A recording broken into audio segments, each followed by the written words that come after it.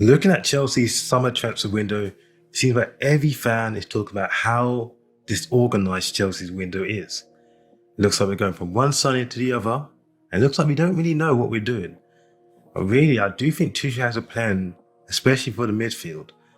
It may take more than one season. I'm hoping he gets the time to actually get his full vision here. Before we continue, I'd like to say if you can like the video, subscribe, all that lovely stuff. I'm a new channel. Anything will be appreciated. And yeah, enjoy. It looks like all over social media, everyone is talking about Chelsea's midfield. We've got the J5 Hive, Jorginho lovers. They're talking about how Jorginho is the best thing. And we've got the complete opposite other side of the scale, saying they hate Jorginho. We've got the other side saying it's not balanced. With the other side saying it's more of their tax fault. Seems like no one really knows what's going on with Chelsea, especially Chelsea fans. We look very confused here. Now, one thing that is going on social media, which everyone knows, is that Thomas Tuchel is a big admirer of Frenkie de Jong. At PSG, he wanted Frenkie de Jong, and when they didn't get him, apparently he was very upset that they didn't get him here. He really appreciates de Jong and his creative ability. And just to show you some quotes of what happened to him at PSG, see that the German coach asked the board for the efforts to find Frenkie de Jong, but Barcelona signed him in a flash. Thomas Tuchel was extremely disappointed and apparently started crying. So we can already imagine what Tuchel would do if we don't get him this time.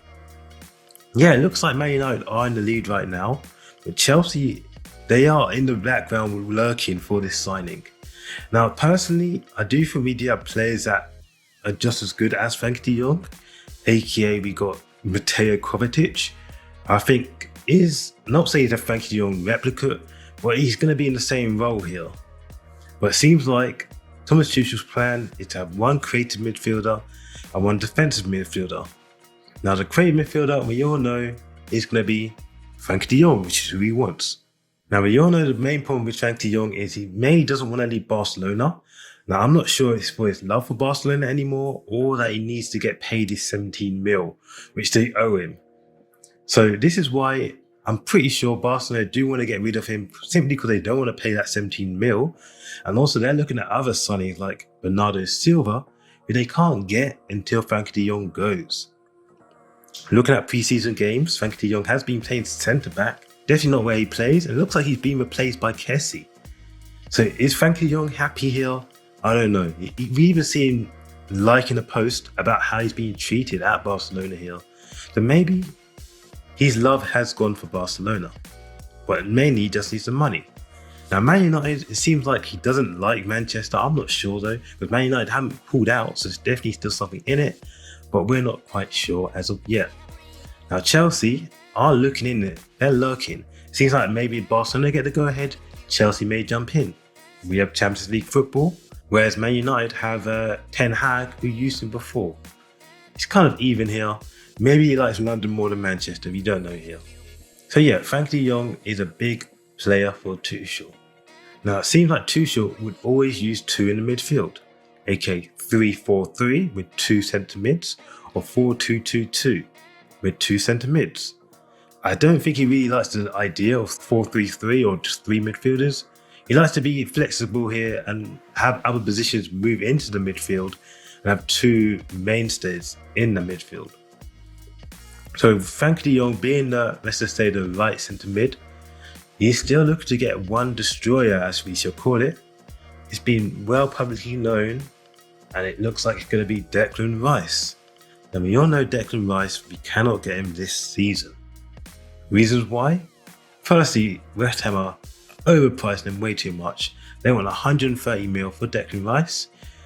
Secondly, Declan Rice is not going to be bad to West Ham since they're the one that promoted him into football, no matter how much he loves Chelsea. Now it is well published that he does want to leave, and it looks like Chelsea is his dream scenario here because of the Mason Mounts and the Chilwells, the players he loves, even Raheem I'm guessing. But we're going to have to see what happens with Declan Rice here. Now, it looks like we would be trying to get him next season. While everyone's going after Bellingham and whatsoever, we're going to be going after Declan Rice. And it seems like Declan Rice would be going after us as well. So hopefully it's going to be pretty straightforward next season. The only problem is West Ham. I pray they don't make it as hard as it's meant to be. What do you guys think of this new midfield of Declan Rice and Frenkie de Jong? Is that a good midfield for you? Is that title winning? Once that's done, will we focus on the attack after? I don't know. Personally, I think this is a world-class midfield. It just depends on who the backups is. Anyway, what do you guys think? Is Tuchel's dream midfield a good midfield for your eyes? Or is it a little bit overrated and you prefer someone else? Anyways, like, comment, subscribe, and peace.